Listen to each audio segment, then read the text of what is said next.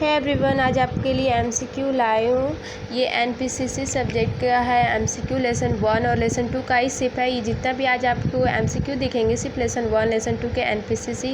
ये specially video है polytechnic student, second year वालों के लिए, इलेक्ट्रिकल स्टूडेंट के लिए, यानी कि नेटवर्किंग प्रोग्रामिंग कंट्रोलिंग इन सी सब्जेक्ट का नाम है। लेसन 1 और लेसन 2 उसमें सब्जेक्ट के एमसीक्यू लाए। इस बार जानते हैं आप लोग कि जो भी हम लोग का एग्ज़ाम होगा ऑनलाइन मोड से, वो एमसीक्यू ही उसमें आएगा। तो ये आपके लिए वीडियो काफ़ी इम्पॉर्टेंट है। इसी तरह हर सब्जेक्ट के लिए एमसीक्यू लाने के लिए लाएंगे। आप प्लीज़ चैनल को सब्सक्राइब करें ताकि जो भी वीडियो अपलोड आपको उसका नोटिफिकेशन मिल सके, और कोई भी जो जानकारी प्राप्त करने के लिए पॉलिटेक्निक के बारे में आप इसे सब्सक्राइब कर सकते हैं चैनल को। ठीक है, तो देखिए पहला मैं फर्स्ट क्वेश्चन की सी भाषा की खोज किसने की थी, तो हमारे डेनिस रिटिस ने की थी। 1972 में डेनिस रिटिस ने इसका खोज किया था। ठीक है, दूसरा हमारा है, यही हमारा क्वेश्चन है, सी प्रोग्रामिंग किसकी मदद से मशीन भाषा में परिवर्तित होता है। तो हमारे जैसे कोई भी लैंग्वेज, बाइनरी लैंग्वेज मान लीजिए, बाइनरी लैंग्वेज है तो उसको प्रोग्रामिंग लैंग्वेज में कन्वर्ट करने के लिए हमें किस चीज़ का यूज किया जाता है, तो हम कंपाइलर का। उसको जो कंप्यूटर हमें जिस भाषा में समझता है उससे हम सिर्फ कंपाइलर द्वारा ही कन्वर्ट कर सकते हैं। ठीक है, और एक सी वेरिएबल किससे शुरू नहीं हो सकता है, तो सी वेरिएबल हमारे अल्फ़ाबेट और नंबर से कभी नहीं शुरू होता है। वो जब भी शुरू होगा तो उसके लिए स्पेशल सिंबल्स होते हैं, उन्हीं से हमारा सी वेरिएबल शुरू होता है। ये इंपॉर्टेंट क्वेश्चन, इसे ध्यान देने के लिए। निम्नलिखित में से कौन सा सी के अर्थमेटिक इंस्ट्रक्शन के लिए प्रयोग होता है, तो अर्थमेटिक इंस्ट्रक्शन के लिए ये मैं जो सेमीकोलन, ऑप्शन नंबर सी है, इसी को ही हम यूज़ करते हैं। जब इसको हम एक स्टेटमेंट के दोनों साइड लगा कर क्लोज करते हैं तो भी तभी हमारा जो होता है, हमारा नेक्स्ट स्टेटमेंट शुरू होता है। ठीक है, तो इम्पॉर्टेंट है क्वेश्चन नंबर 5। फिर डेनिस किस प्रोग्राम की किताब के लेखक थे, तो इस काफ़ी जो कि द सी प्रोग्रामिंग लैंग्वेज के वो इसी के लेखक थे। ठीक है, निम्नलिखित में से फॉर लूप कितने बार चलता है, तो हम जानते हैं कि फॉर लूप तब तक हमारा चलता है जब तक एक प्रोग्राम एक कंडीशन हमारे सत्य न हो जाए, तब तक हमारा प्रोग्राम एग्जीक्यूट करता रहता है, यानी कि वो इन्फिनाइट बार भी चल सकता है। ठीक है, ऑप्शन बी होगा। डेनिस रिटिस का जन्म कहाँ हुआ था, तो न्यूयॉर्क यूएसए में हुआ था, ऑप्शन बी। निम्नलिखित में से कौन सा ऑपरेटिंग सिस्टम डेनिस रिटिस द्वारा बनाया गया था, तो वो ऑपरेटिंग सिस्टम हमारा यूनिक्स है, वही, और इसमें से और कोई भी नहीं बनाए थे, इन्होंने यूनिक्स ही बनाए थे। ठीक है, और स्ट्रिंग क्या है, तो सिंपल लैंग्वेज, ये तो बहुत ईजी है कि ये कैरेक्टर्स के ग्रुप को ही हम स्ट्रिंग कहते हैं। ठीक है, और इसकी जो साइज होता है, इसकी साइज इन्फिनाइट होता है। काफ़ी इंपॉर्टेंट है, आप नोट्स कर लीजिए कि स्ट्रिंग की जो साइज होती है वो इन्फिनाइट्स होती है। इफ़ एल्स कंडीशन का उपयोग क्यों करते हैं, ठीक है, एक कंडीशन को चेक करने के लिए इफ़ एल्स का इसीलिए करते हैं। ठीक है, ये हमारे स्टेटमेंट्स का टाइप होता है। एक इफ़ एल्स होता है, स्विच होता है। ठीक है, एगो इफ़ स्टेटमेंट होता है, ये सब हमारे उसी में आते हैं। ठीक है, एक कंडीशन को चेक करने के लिए। इंट्री कंट्रोल लूप कौन सा लूप होता है, तो हमारा इंट्री कंट्रोल लूप जो होता है वो फॉर लूप होता है, और व्हिल लूप जो होता है वो भी हमारे इंट्री कंट्रोल लूप में ही आता है। ठीक है, इसे थोड़ा ध्यान दे दीजिएगा इस वाला ऑप्शन को, कि व्हिल लूप और फॉर लूप ये दोनों ही इंट्री कंट्रोल लूप है, इसमें थोड़ा गलती है। ये क्वेश्चन नंबर 13 में आप देख लीजिए कि ये जो है initial value text condition, increment decrement, ये किस लूप का सिंटेक्स है, तो ये फॉर लूप का ही सिंटेक्स है। ठीक है, निम्नलिखित में कौन सा स्विच केस को चेक नहीं करता है, तो हमारा डी है, फ्लोट कभी भी स्विच केस को नहीं चेक करता है। किसी भी कंडीशन को देखने के लिए हम किस स्टेटमेंट का यूज़ करते हैं, अभी हमने ये ऊपर वाला भी ऑप्शन देखा है कि इफ़ स्टेटमेंट का यूज करते हैं। निम्नलिखित में से कौन सा लूपिंग स्टेटमेंट नहीं है, तो for loop, for will, do will, तो तीनों तो टाइप ही है, तो लूपिंग स्टेटमेंट ये तो है ही, लेकिन स्विच नहीं है, ये हमारा लूपिंग स्टेटमेंट नहीं आता है। ठीक है, ये हमारा कंडीशनल का ही टाइप होता है। वो फॉर लूप जो होता है, ये for loop entry control loop है, जो ऑप्शन है, ये ऊपर में भी ऑप्शन आया था अभी। निम्नलिखित में से अरे के सबसे छोटे एलिमेंट को हम लोअर बाउंड कहते हैं, और अरे को रिप्रेजेंट कैसे करते हैं, उसे मैट्रिक्स फॉर्म में रो और कॉलम द्वारा रिप्रेजेंट करते हैं। ठीक है, अरे के कितने प्रकार होते हैं, तो 2 प्रकार के होते हैं, एक सिंगल डायमेंशन होता है, एक डबल डायमेंशन होता है। सिंगल डायमेंशन सिंगल सबस्क्रिप्ट द्वारा रिप्रेजेंट करते हैं, और डबल जो होता है उसमें डबल सा स्क्रिप्ट द्वारा रिप्रेजेंट करते हैं। ठीक है, क्वेश्चन नंबर 20 है कि निम्नलिखित में से सी में अरे किस तरह का डाटा टाइप होता है? वो डिराइव डाटा टाइप होता है, इंपॉर्टेंट है। वैसे भी डिराइव डाटा टाइप हमारे 3 होते हैं, एक अरे होता है, फंक्शन होता है, पॉइंटर, ये तीनों ही डिराइव डाटा टाइप होते हैं। ठीक है, क्वेश्चन नंबर 21 है कि निम्नलिखित में से सी में अगर कैरेक्टर ING स्टोर करवाना हो तो क्या सिंटैक्स होगा?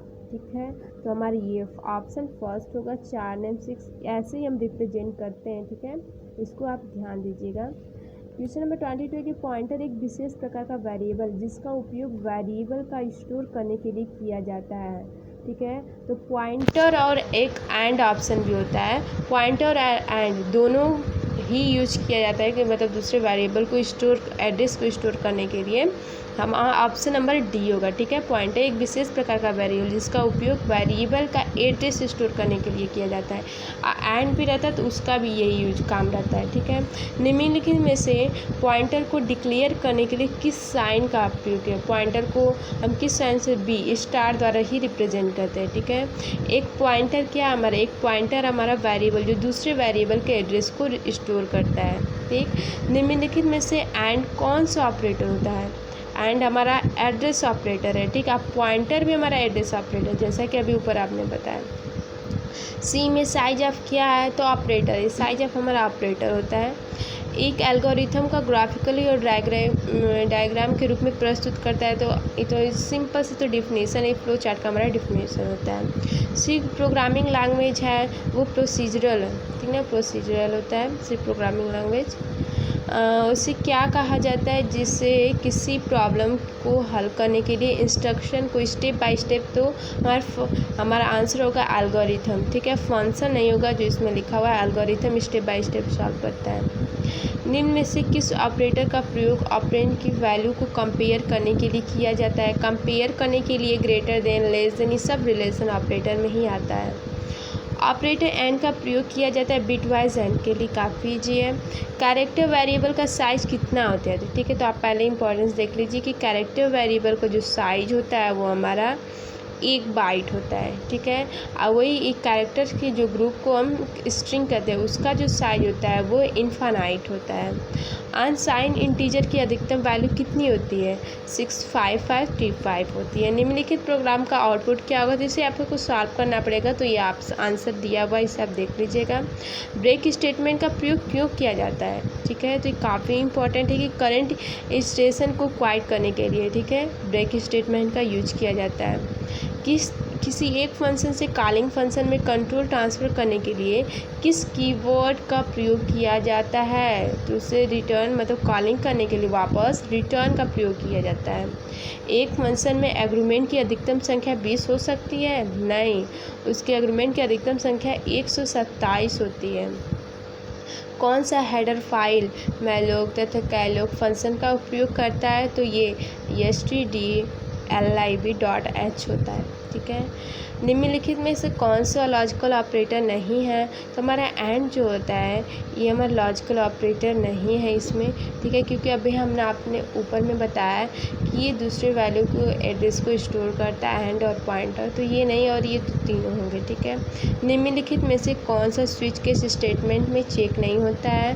तो फ्लोट जो होता है स्विच केस स्टेटमेंट में नहीं, ये रिपीट क्वेश्चन ऊपर में भी था।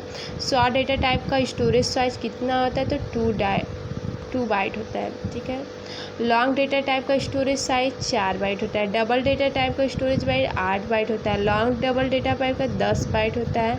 और STL का फुल फॉर्म जो होता है सिंपल टेम्पलेट लाइब्रेरी। ठीक है, एक वाइड एक डेटा टाइप है, सही है? यस, सही है। ऑटोमेटिक स्टोरेज क्लास की डिफ़ॉल्ट वैल्यू 0 होती है, असत्य बात है, ये सही नहीं है। ठीक है, और ये हमारे बराबर नहीं होता, ये भी असत्य है। ठीक, क्वेश्चन नंबर ये 49 इसको सॉल्व कर लीजिएगा। क्वेश्चन नंबर 50 जो है कि सी लैंग्वेज में कितने कीवर्ड्स होते हैं? तो 32 कीवर्ड्स होते हैं। ठीक है, सी लैंग्वेज में हमारे 32 कीवर्ड्स होते हैं। निम्नलिखित में किस ऑपरेटर की प्रायोरिटी सबसे कम है? तो सबसे कम प्रायोरिटी किसकी होती है? ये जो ऑप्शन डी है उसी की होती है, इसको एंड कहते हैं। निम्नलिखित प्रोग्राम का आउटपुट क्या होगा? इसे सॉल्व करके पता चलेगा कि रन, ये होगा। उत्तर दिया हुआ है, आप देख लीजिएगा। सी लैंग्वेज में गणितीय ऑपरेशन करने के लिए किस हेडर फाइल का यूज़ किया जाता है तो math.ah का यूज़ किया जाता है। पैरामीटर पास करने की डिफ़ॉल्ट क्रियाविधि है कॉल बाय वैल्यू। ठीक है, तो ये आज आप लोग के लिए 54 क्वेश्चन थे एनपीसीसी सब्जेक्ट या नेटवर्किंग प्रोग्रामिंग कंट्रोलिंग इन सी के थे। ये काफ़ी इम्पोर्टेंट है, ये सिर्फ लेसन 1 और लेसन 2 का ही ये पूरा लिया गया है एनपीसीसी का। बहुत ही इम्पोर्टेंट ये वीडियो था आपके लिए। तो प्लीज़ चैनल, अगर आपको ये वीडियो अच्छा लगे तो प्लीज़ इसे सब्सक्राइब करें और ज़्यादा से ज़्यादा शेयर करें। और सब्सक्राइब करने के फ़ायदा ये होंगे कि जितने भी वीडियो अपलोड होंगे ऐसे उस आपको नोटिफिकेशन मिल जाएंगे। तो प्लीज़ चैनल को लाइक शेयर एंड सब्सक्राइब करें। Thank you.